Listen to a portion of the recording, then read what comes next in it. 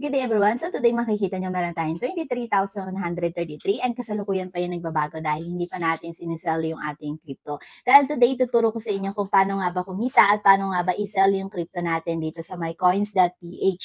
So kung naaalala nyo dati ang gamit natin is yung Gcrypto ng Gcash and medyo mahal yung fee doon and wala din kasing sell limit doon. So medyo nahihirapan tayo.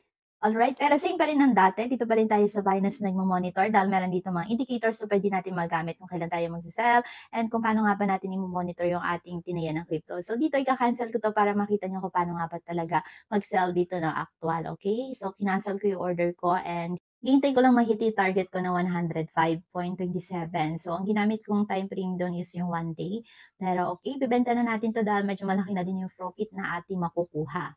Alright, back na tayo dun sa may coins.ph. And by the way, kung meron kayong mga katanungan, iwan nyo lang yan sa may comment section. And kung wala pa kayong app ng coins.ph, i-download nyo lang yan. Alright, so itong crypto na to, ibebenta ko na. Ito tap ko lang yung sell. So, isa-search nyo lang kung ano ba ibebenta nyo. For example, itong LTC. So, tap natin yung sell para mapakita ko sa inyo.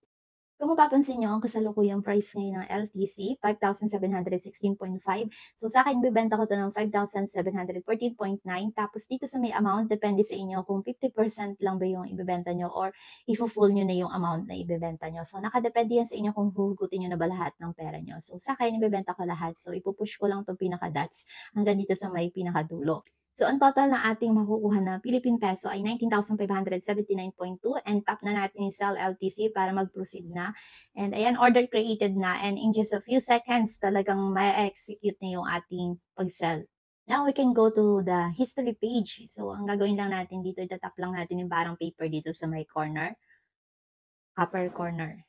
And dito nga sa may history page, medyo mabagal mag-load. So, hindi ko may papakita sa inyo. Hintayin ko na lang, cut ko na lang. Para may pakita ko sa inyo yung pinaka-receipt natin. Okay?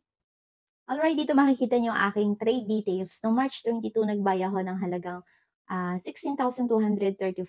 And ayan, na-filled na yung ating buy limit, which is ang total nga yung 16,235. Binenta nga natin to nitong March 29 and ang total na ating ma-receive is 19,586 pesos and ang pinaka-profit natin dun is higit 3,000. Okay? Alright, so in 8 days, kumita yung ating pera ng 3,300 plus. And kung mapapansin nyo dito sa may LTC na tinayan ko, umabot pa siya na 110.